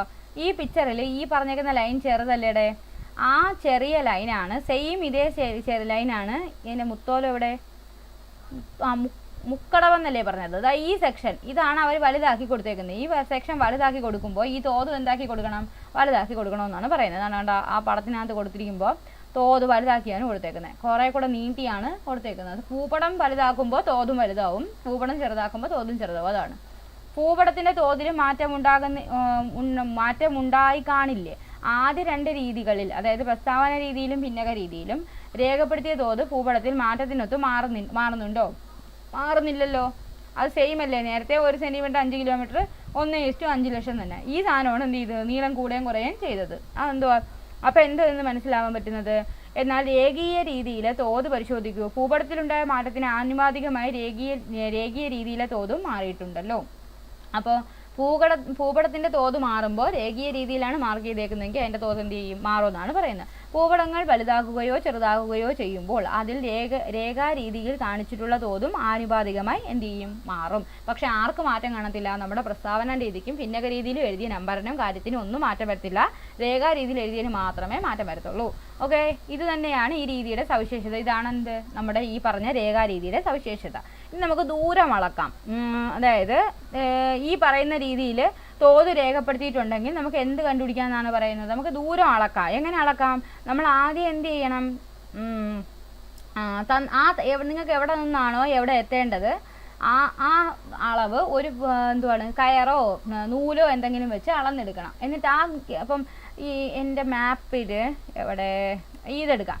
എനിക്കിതാ ഇവിടെ നിന്ന് ഇവിടം വരെ എത്തണമെന്ന് വെച്ചോ. ഇതാണ് എൻ്റെ എ എന്ന് പറയുന്ന പൊസിഷൻ, ഇതെൻ്റെ ബി എന്ന് പറയുന്ന പൊസിഷൻ. അപ്പം ഞാൻ എന്ത് ചെയ്യണം? ഇവിടെ നിന്ന് ഒരു മാപ്പ് എടുത്ത് ഒരു കയറെടുത്ത് എന്ത് ചെയ്യണം? ഇവിടെ നിന്ന് വരെ കയറല്ലെങ്കിൽ ഒരു നൂലായാലും മതി, അതെടുത്ത് അവിടെ തൊട്ട് ഇവിടം വരെ പിടിച്ചു പോകണം. അപ്പം എനിക്ക് ആ വളഞ്ഞ റോഡാണെങ്കിൽ വളച്ച് തന്നെ പിടിക്കണം. എന്നിട്ട് ഇതിനെ ഞാൻ എടുത്ത് എന്ത് ചെയ്യും? നൂത്ത് വെക്കും. നൂത്ത് വെച്ചിട്ട് ഞാൻ സ്കെയിൽ വെച്ച് അളന്ന് നോക്കും ഇത് എത്ര ദൂരം ഉണ്ടെന്ന്. ഓക്കെ, അതായത് എത്ര സ്കെയിൽ വെച്ച് അളക്കുമ്പോൾ സെൻറ്റിമീറ്ററിലേ കിട്ടുന്നത്. എനിക്ക് എത്ര സെൻറ്റിമീറ്റർ ഉണ്ടെന്ന് കിട്ടും. ഇപ്പം ഈ ഒരു ലെങ്ത് ഇപ്പം ഞാൻ അളന്നിട്ടപ്പോൾ എനിക്ക് 8 സെൻറ്റിമീറ്റർ കിട്ടിയെന്ന് വെച്ചോ. ഓക്കെ, 8 സെൻറ്റിമീറ്റർ ആണെങ്കിൽ ഈ മാപ്പിൽ പറയുന്നത് എങ്ങനെയാണ്? 1 സെൻറ്റിമീറ്റർ എന്ന് പറഞ്ഞാൽ 5 കിലോമീറ്റർ ആണ്. ഓക്കെ, ഇപ്പം എനിക്ക് എത്ര സെൻറ്റിമീറ്റർ കിട്ടി? 8 സെൻറ്റിമീറ്റർ കിട്ടിയെങ്കിൽ 8 × 5 എത്രയാണ്? 40 കിലോമീറ്റർ ആണ്. ഇതാ ഈ എ തൊട്ട് ബി വരെയുള്ള ദൂരം എന്ന് പറയുന്നത്. ക്ലിയർ ആയാ പറഞ്ഞത്? അതായത് 1 സെൻറ്റിമീറ്റർ 5 കിലോമീറ്റർ ആണ് ഈ പറയുന്ന മാപ്പിലെ തോത്. അപ്പോൾ 8 സെൻറ്റിമീറ്റർ ഉണ്ടെങ്കിൽ 8 × 5 ചെയ്യണം. അപ്പോൾ എത്രയെന്ന് കിട്ടും? 40 കിലോമീറ്റർ എന്ന് കിട്ടും. ഓക്കെ അല്ലേ? ഇവരതാണ് പറഞ്ഞുകൊണ്ടിരിക്കുന്നത്. അവർ ഏതോ ഒരു കൊച്ചു പോയ കാര്യമൊക്കെയാണ് പറഞ്ഞുകൊണ്ടിരിക്കുന്നത്. കല്ല് അവിടെ എത്തിച്ചേരാൻ ഏതാണ് എളുപ്പ വഴിയെന്ന് വെച്ചാൽ ഇതിനൊക്കെ എന്ത് ചെയ്യണം? ദൂരം നമ്മൾ അളന്ന് നോക്കി കണ്ടുപിടിക്കണമെന്നാണ് പറയുന്നത്. അപ്പോൾ അളക്കേണ്ട ദൂരം നേർരേഖയിലാണെങ്കിൽ ഒരു സ്കെയിൽ ഉപയോഗിച്ച് അളക്കാം. അല്ലെങ്കിൽ എന്ത് ചെയ്യണം? വളഞ്ഞ പാതയിൽ അല്ലെങ്കിൽ നദിയുടെയൊക്കെ ദൂരം ഉണ്ടെങ്കിൽ നമ്മൾ എന്ത് ചെയ്യണം? ഒരു വയറോ വള്ളിയോ നൂലോ എന്തെങ്കിലും എടുത്ത് അളന്നിട്ട് ആ ദൂരത്തെ എന്ത് ചെയ്യണം? നമ്മൾ തോത് കൊണ്ട് ഗുണിച്ച് എഴുതുമ്പോഴത്തേക്ക് എന്ത് കിട്ടും? ആ പറയുന്ന ഇത് കിട്ടുമെന്നാണ് പറയുന്നത്. മീൻസ് ആ ദൂരം എത്രയാണെന്നുള്ളത് കിട്ടും. ഇന്ത്യയെ അളന്ന സർവേയർമാരുടെ കാര്യമാണ് ഇനി ഈ പെട്ടിക്കകത്ത് എഴുതിയേക്കാം. നമുക്കതൊന്ന് വായിച്ചു നോക്കാം. പഴയ കാലത്തെ ഓരോ ഭൂപട നിർമ്മാണത്തിനും നിരവധിയായ മനുഷ്യരുടെ അധ്വാനത്തിൻ്റെയും ത്യാഗത്തിൻ്റെയും കഥ പറയാനുണ്ട്. വില്യം ലാംപ്ടൺ AD 1800 ഭൂപട നിർമ്മാണത്തിനായി ഇന്ത്യയുടെ തെക്കേ അറ്റത്തു നിന്ന് ആരംഭിച്ച സർവേ പ്രവർത്തനങ്ങൾ അദ്ദേഹത്തിൻ്റെ പിൻഗാമിയായ ജോർജ് എവറസ്റ്റ് പൂർത്തിയാക്കുമ്പോൾ ഏകദേശം 50 വർഷങ്ങൾ കഴിഞ്ഞിരുന്നു എന്നാണ്. 1800 AD 1800 പുള്ളി സ്റ്റാർട്ട് ചെയ്തതാണ്. ആരാണ്? വില്യം ലാംപ്ടൺ എന്ന് പറയുന്ന വ്യക്തി ഭൂപട നിർമ്മാണത്തിന് വേണ്ടി ഇന്ത്യയിൽ സർവേ തുടങ്ങിയതാണ്. എന്നിട്ട് എന്തുവാണ് സർവേ തുടങ്ങിയത്? പിന്നെ അദ്ദേഹത്തിൻ്റെ പിൻഗാമിയായിട്ടുള്ള ജോർജ് എവറസ്റ്റ് പൂർത്തിയാക്കിയത് 50 വർഷം കഴിഞ്ഞ്. അത്രയും സമയം എടുത്തിട്ടാണ് ഇന്ത്യ എന്ന് പറയുന്ന ഒരു രാജ്യത്തിൻ്റെ ഭൂപടത്തിന് വേണ്ടിയിട്ടുള്ള സർവേ പൂർത്തിയായത്. ഓക്കെ, അപ്പോൾ 500 കിലോഗ്രാമിലധികം ഭാരമുള്ള തിയോഡലൈറ്റ് തുടങ്ങിയ ഉപകരണങ്ങളുമായി 1800 മൈൽ ദൂരത്തിൽ കിട തെറ്റാതെ കൃത്യതയോടെ നടത്തിയ ആ സർവേയിലൂടെയാണ് എവറസ്റ്റ് കൊടുമുടിയുടെ ഉയരം നിർണ്ണയിച്ചത്.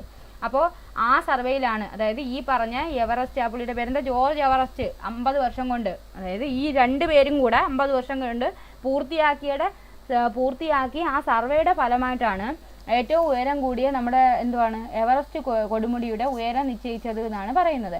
പ്രതികൂല സാഹചര്യങ്ങളിലാണ് അന്നത്തെ സർവേ സംഘം അനേകം വർഷം ജോലി ചെയ്തത്. അതായത് സർവേ എടുക്കുക എന്ന് പറയുന്ന ഒരു ഈസി ടാസ്ക് അല്ല.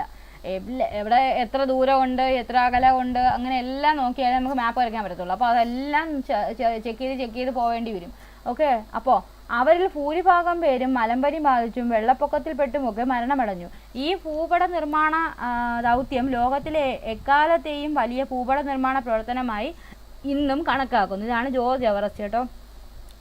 എവറസ്റ്റ് കൊടുമുടിയുടെ ഉയരം കണ്ടുപിടിച്ച ആളാണ്. ഓക്കെ, അപ്പോൾ അന്നൊക്കെ ഭൂപട നിർമ്മാണം എന്ന് പറയുന്നത് വളരെ ടാസ്ക് ആയിരുന്നു, ഒരു വലിയ ടാസ്ക് ആയിരുന്നു. എത്ര ദൂരമുണ്ട്, എങ്ങനെ ദൂരമുണ്ട്, ഏതാണ്. ഇപ്പം നമുക്ക് ടെക്നിക്കലി ഒരുപാട് ഫെസിലിറ്റി ഉള്ളത് കാരണം നമുക്ക് ഭൂപട നിർമ്മാണം കുറേ കൂടി ഈസിയാണ്. ഇത്രയും പ്രശ്നമില്ല, 50 വർഷമൊന്നും വേണ്ടി വരത്തില്ല. നമുക്ക് എന്ത് ചെയ്യാം, ഡ്രോൺ വെച്ചൊക്കെ കാൽക്കുലേറ്റ് ചെയ്യാം, അല്ലാതെയും പല രീതികളിൽ കാൽക്കുലേറ്റ് ചെയ്ത് കണ്ടുപിടിക്കാവുന്നതേ ഉള്ളൂ. അപ്പോൾ ഭൂപടങ്ങളിലെ ദൂരം അളന്ന് യഥാർത്ഥ ദൂരം കണക്കാക്കുന്ന രീതി നിങ്ങൾ നേരത്തെ പഠിച്ചല്ലോ, അത് ഓക്കെ അല്ലേ? ഇനി നമുക്ക് സർവേ ഓഫ് ഇന്ത്യ നോക്കാം. സർവേ ഓഫ് ഇന്ത്യ കേട്ടിട്ടുണ്ടോ? എന്തുവാ? നമ്മുടെ രാജ്യത്ത് ഭൂപടങ്ങൾ നിർമ്മിക്കുന്നതിനും പരിശോധിക്കുന്നതിനും പ്രസിദ്ധീകരിക്കുന്നതിനും ചുമതലപ്പെട്ട കേന്ദ്ര സർക്കാർ ഏജൻസിയാണ് സർവേ ഓഫ് ഇന്ത്യ എന്ന് പറയുന്നത്. എന്താണ് ഇന്ത്യയിൽ ഭൂപടങ്ങൾ നിർമ്മിക്കുന്നതിനും അത് പരിശോധിക്കുന്നതിനും പ്രസിദ്ധീകരിക്കുന്നതിനും ഒക്കെ ചുമതലപ്പെട്ട കേന്ദ്ര സർക്കാരിൻ്റെ ഏജൻസിയാണ് സർവേ ഓഫ് ഇന്ത്യ. ഞാൻ സർവേ ഓഫ് ഇന്ത്യയുടെ എന്തോ ഒരു സംഭവം എടുത്ത് വെച്ചായിരുന്നേ, ഒരു മിനിറ്റ് ഒന്ന് നോക്കിക്കോട്ടെ. സർവേ ഓഫ് ഇന്ത്യ ഡയറക്ടർ ആണെന്ന് തോന്നുന്നു. ഓക്കെ, ഇതായത് ഈ പുള്ളിയാണ് current surveyor general of India എന്ന് പറഞ്ഞ് ഒരാൾ. അയാളുടെ പേര് ഹിതേഷ് കുമാർ എസ് മക്വാന എന്നാണ് പുള്ളിയുടെ പേര്. പുള്ളിയാണ് എന്ത് ചെയ്യുന്നത്, കറണ്ടല്ല, means surveyor general of India എന്നാണ് അറിയപ്പെടുന്നത്. അപ്പോൾ ഇദ്ദേഹമാണ് സർവേ ഓഫ് ഇന്ത്യയിലെ ഏറ്റവും ഹയസ്റ്റ് റാങ്കിങ് പൊസിഷനിൽ ഇരിക്കുന്ന ആൾ, Hitesh Kumar S Makwana. Okay, just കണ്ടപ്പോൾ ഒന്ന് നമ്മൾ ചെക്ക് ചെയ്യണമല്ലോ, നമ്മൾ PSCക്കാർക്ക് അങ്ങനെയൊക്കെയാണല്ലോ ചോദിക്കുന്നത്, അതുകൊണ്ട് ജസ്റ്റ് ഒന്ന് നോക്കിയെന്നേ ഉള്ളൂ.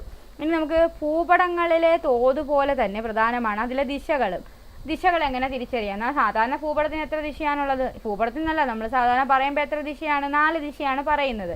അപ്പം മുകളിൽ നോർത്ത്, താഴെ സൗത്ത്, വലത് ഭാഗത്ത് ഈസ്റ്റ്, ഇടത് ഭാഗത്ത് വെസ്റ്റ്. ഇനി ഇതിൻ്റെ ഇടയ്ക്ക് വേണമെങ്കിൽ പറയാം ഇങ്ങനെ, ഇതെന്തുവായിരുന്നടേ, ഇത് വടക്ക്, ഇത് പടിഞ്ഞാറല്ലേ? അപ്പോൾ ഈ പോകുന്ന ഇത് വടക്ക് പടിഞ്ഞാറാണ്, നോർത്ത് വെസ്റ്റ്.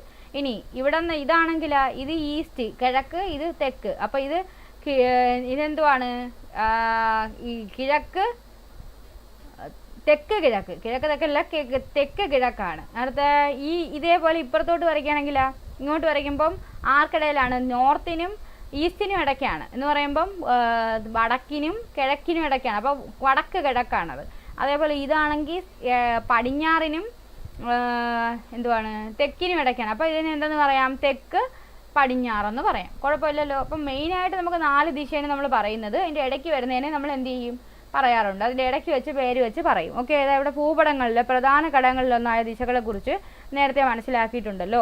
ദിശ മനസ്സിലാക്കാൻ എളുപ്പത്തിനായി ഭൂപടങ്ങളിൽ ചുവടെ നൽകിയിരിക്കുന്ന ചിഹ്നങ്ങളും ചേർക്കാറുണ്ട്. ഇങ്ങനെ കൊടുക്കാറുണ്ട്. ഇങ്ങനെ ഒരു ആരോ കൊടുത്തിട്ട് എണ്ണം എഴുതി കഴിഞ്ഞാൽ ഇങ്ങോട്ടുള്ള പോയിന്റ് ചെയ്യുന്നത് നോർത്താണ്. ഇങ്ങനെ ആരോ കൊടുത്ത് എണ്ണം എഴുതിയാലും അത് നോർത്താണ്. ഇനി ഇങ്ങനെ കൊടുത്തിരിക്കുന്നത് എന്തെന്നാണ്, അത് വലുതാക്കണോ?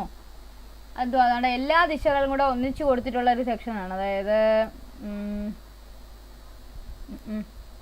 മൂവ് ചെയ്യുന്നില്ലേ, ഇവിടെ ഇത് നോർത്ത് അല്ലേ, ഇത് നോർത്ത് ഈസ്റ്റ്, ഇത് south east, south west, north west. അത് നമ്മൾ നേരത്തെ മാർക്ക് ചെയ്തത്. പിന്നെ ഇതിങ്ങനെ ഒരു സാധനവും കൊടുത്തിട്ടുണ്ട്. പൊതുവേ ഉള്ള ഇതിലൊക്കെ ഇതും അല്ലെങ്കിൽ ഇതുമായിരിക്കും കാണുന്നത്. നമ്മൾ ഗൂഗിൾ മാപ്പ് എടുത്ത് നോക്കിയാൽ ഈ നോർത്തിനെ കാണാം. അല്ലെങ്കിൽ വെറുതെ ഇങ്ങനെ ഒരു ആരോ വന്നിട്ട് ഇതേലൊക്കെ കളർഫുൾ ആയിട്ടുള്ള ഒരു ആരോയിനകത്ത് ഒരു സൈഡിൽ കളർ അടിച്ചേക്കുന്നത്, അങ്ങനെ ഒരു ആരോ കാണാം.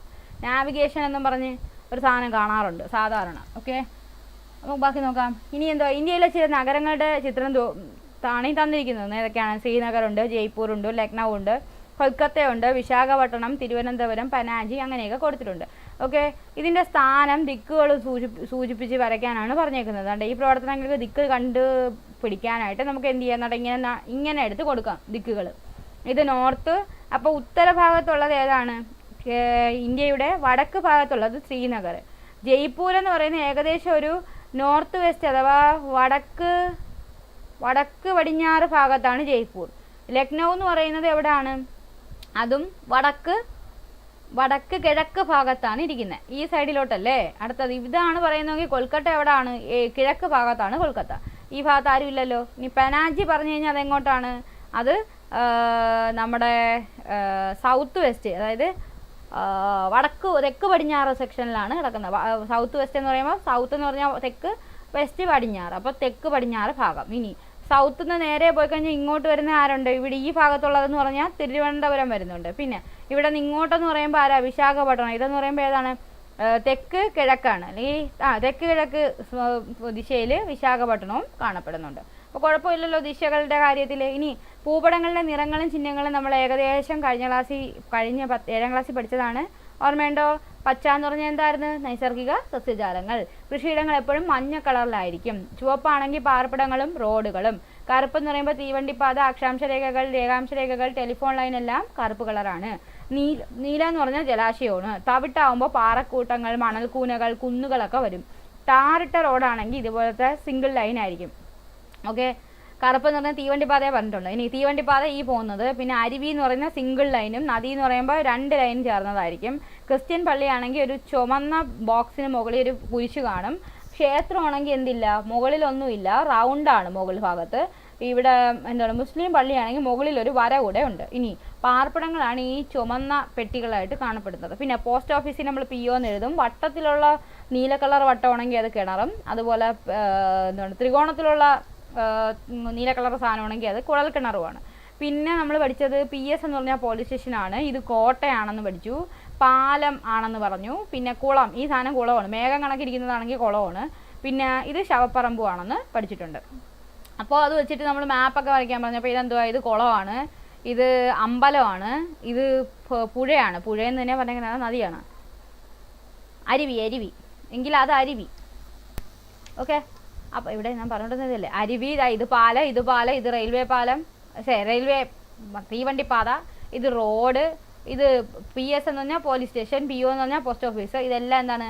കെട്ടിടങ്ങളാണ്. ഇതൊരു കോട്ടയാണ്. കുഴപ്പമൊന്നുമില്ലല്ലോ. ഇനി തോത് എഴുതിയിരിക്കുന്നത് 1 സെൻറ്റിമീറ്റർ 1 കിലോമീറ്ററാണ് ഇവിടുത്തെ തോത്. ഓക്കെ.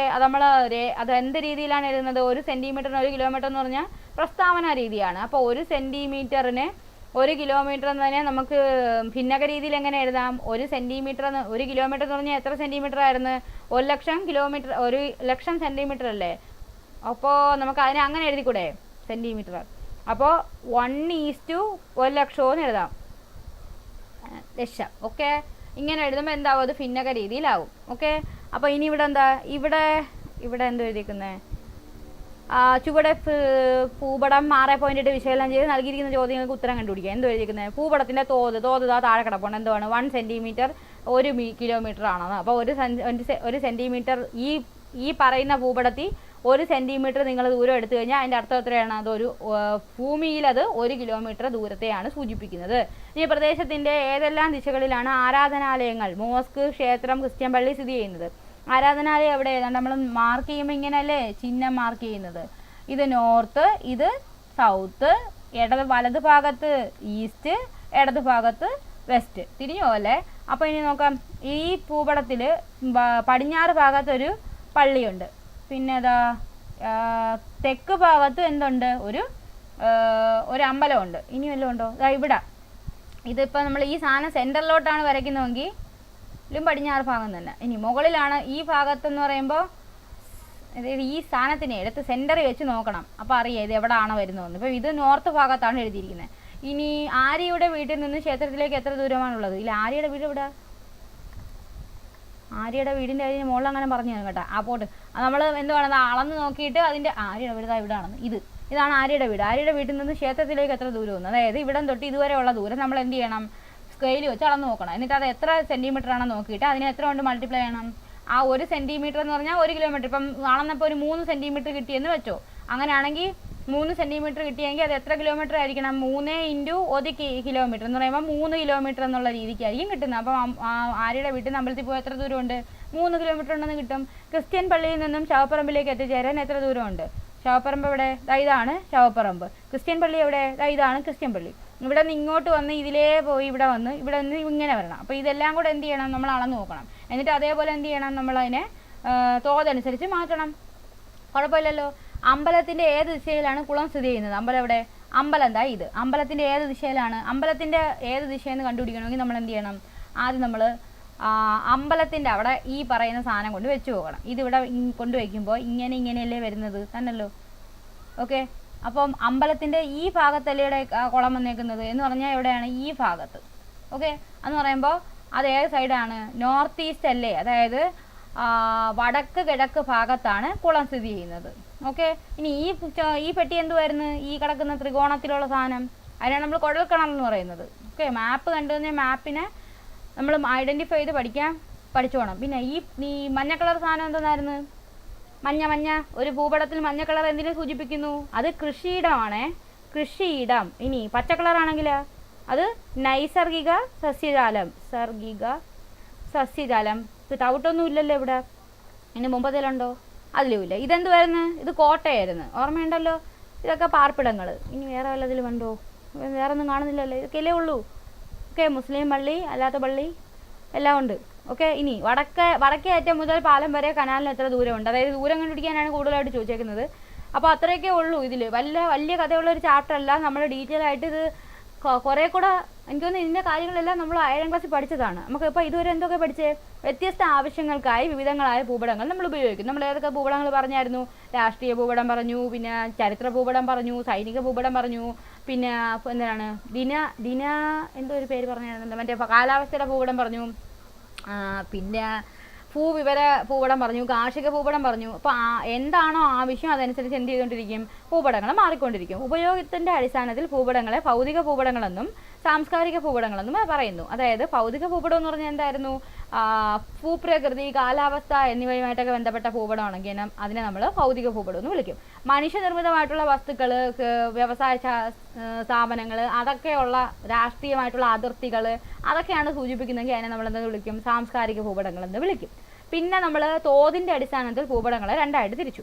ചെറിയ തോത് ഭൂപടങ്ങളും വലിയ തോത് ഭൂപടങ്ങളും. ചെറിയ തോത് ഭൂപടങ്ങളിൽ ഒരു വലിയ പ്രദേശത്തിൻ്റെ കാര്യമായിരിക്കും ഒരു ചെറിയ ഭൂപടത്തിൽ മാർക്ക് ചെയ്തേക്കുന്നത്. അപ്പോൾ അതിനകത്തുള്ള ഡീറ്റെയിൽ ആയിട്ടുള്ള കാര്യങ്ങളൊന്നും കാണത്തില്ല. പ്രധാനപ്പെട്ട കണ്ടന്റ് മാത്രമേ എന്ത് കാണത്തുള്ളൂ? ഈ ചെറിയ തോത് ഭൂപടത്തിൽ കാണും. ലോക ഭൂപടം, അതുപോലെ ഇന്ത്യയുടെ ഭൂപടം, രാഷ്ട്രീയ ഭൂപടങ്ങൾ, അങ്ങനെയൊക്കെ ഉള്ളതൊക്കെ എന്താണ്? ചെറിയ തോത് ഭൂപടങ്ങളാണ്. വലിയ തോത് ഭൂപടങ്ങൾ എന്ന് പറഞ്ഞാൽ ഒരു വാർഡിൻ്റെയോ വില്ലേജിൻ്റെയോ ഒക്കെ വലിയ ഡീറ്റെയിൽ ആയിട്ടുള്ള മാപ്പായിരിക്കും. അതിനകത്ത് എന്തൊക്കെയുണ്ട്, എവിടെയൊക്കെയാണ്, എത്ര ഓരോരുത്തരുടെ പ്രദേശത്തിൻ്റെ അതിർത്തി എത്രയാണ്, അങ്ങനെയൊക്കെ ഉള്ള കാര്യങ്ങളെല്ലാം അതിനകത്ത് എന്ത് ചെയ്തിട്ടുണ്ട്? രേഖപ്പെടുത്തിയിട്ടുള്ളൂ. ആര് വരുന്നതാണ്? ഈ ധരാതലീയ ഭൂപടവും കടസ്റ്ററോ എന്തോ അങ്ങനെ എന്തോ ഒരു പേര് പറഞ്ഞായിരുന്നല്ലോ. എന്തെന്നായിരുന്നത്? പെട്ടെന്ന് പേര് കിട്ടുന്നില്ലല്ലോ. കടസ്റ്റർ അല്ല, എന്തോ ഒരു പേര് പറഞ്ഞായിരുന്നു. പേര് അതൊരു പുതിയ പേരായിരുന്നു എനിക്ക്. അതാണ് എനിക്ക് ആ പേര് പോയത്. ഇതെന്തുവായിരുന്നു? ഇത് പറഞ്ഞായിരുന്നോ? ഇത് പറഞ്ഞില്ലല്ലേ. ആ ബോക്സ് വിട്ടുപോയ ബോക്സാണ്, കണ്ട കാര്യമായി. അപ്പോൾ കടസ്ട്രൽ ഭൂപടങ്ങളെന്നാണ് അതിനെ പറയുന്നത്. ഓക്കെ. അപ്പോൾ ഇവിടെ ഒരു പെട്ടി കിടന്നത് കണ്ടില്ല കേട്ടോ. അതെന്തുവാണെന്നൊന്ന് വായിച്ചു നോക്കേ. ബ്രിട്ടീഷുകാർ ദൂരമളക്കാൻ ഉപയോഗിച്ചിരുന്ന യൂണിറ്റാണ് ഇഞ്ച്, ഫർലോങ്, മൈല് എന്നിവ. ബ്രിട്ടീഷ് സിസ്റ്റം എന്നാണ് അത് അറിയപ്പെടുന്നത്. അപ്പം ഇഞ്ചും ഫർലോങ്ങും മൈലും ഒക്കെ ഏത് സിസ്റ്റമാണ്? British system. എന്താണ്? ദൂരം അളക്കാനുള്ള ബ്രിട്ടീഷ് സിസ്റ്റമാണ്. സ്വാതന്ത്ര്യം കിട്ടുന്നത് വരെ ഇന്ത്യയിലും ഈ യൂണിറ്റാണ് ഉപയോഗിച്ചിരുന്നത്. അക്കാലത്ത് വിദ്യാഭ്യാസം നേടിയ തലമുറയും ഈ യൂണിറ്റാണ് പഠിച്ചത്. ബ്രിട്ടീഷുകാർ ഇവിടം വിട്ടതോടെ നമ്മുടെ രാജ്യത്തെ മെട്രിക് സിസ്റ്റം യൂണിറ്റുകൾ പ്രചാരത്തിലായി. ഇതുപ്രകാരം സെൻറ്റിമീറ്റർ, മീറ്റർ, കിലോമീറ്റർ എന്നിങ്ങനെയായി ദൂരങ്ങൾ അളക്കുന്ന യൂണിറ്റുകൾ. അതായത് ഇപ്പോൾ ഇന്ത്യയിൽ എന്ത് സിസ്റ്റമാണ് ഇവിടെ നിൽക്കുന്നത്? മെട്രിക് സിസ്റ്റമാണ് നിലനിൽക്കുന്നത്. എന്തിനാണ്? അളവുകൾ മീൻസ് ദൂരം അളക്കുന്നതിന് വേണ്ടി നമ്മൾ മെട്രിക് സിസ്റ്റമാണ് ഉപയോഗിക്കുന്നത് ഇപ്പോൾ കറൻലി. നേരത്തെ നമ്മൾ എന്തായിരുന്നു? ബ്രിട്ടീഷ് സിസ്റ്റമാണ് ഉപയോഗിച്ചിരുന്നത്. നമ്മളിത് കണക്ക് കൂട്ടി പോയതാണ്. അതിൻ്റെ ഇടയിൽ പെട്ടി വിട്ടുപോയി, ബോക്സ് വിട്ടുപോയതാണ്. ഓക്കെ. അത് കഴിഞ്ഞിട്ട് നമ്മൾ എന്ത് പഠിച്ചടേ? അത് കഴിഞ്ഞിട്ട് എന്താ പഠിച്ച്?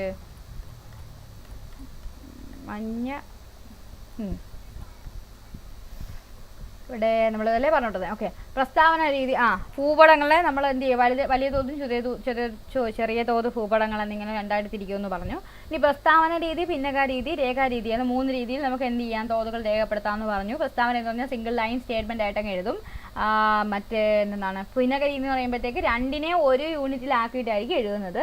പിന്നെ നമ്മൾ വേറെ എന്തോ പഠിച്ചത്, പിന്നെ നമ്മൾ ലാസ്റ്റത്തെ രേഖീയ ജോഡി, മീൻസ് രേഖീയ ജോഡി അല്ലല്ലേ, രേഖീയ രീതി എന്ന് പറയുമ്പോഴത്തേക്ക് എന്തുവാ, ആ പറയുന്ന ഭൂപടത്തിൻ്റെ തോത് കൂടിക്കഴിഞ്ഞാൽ ഈ രേഖീയ രീതിയിൽ എഴുതിയേക്കുന്ന തോതും കൂടും, തോത് കുറഞ്ഞു കഴിഞ്ഞാൽ അതും കുറയും.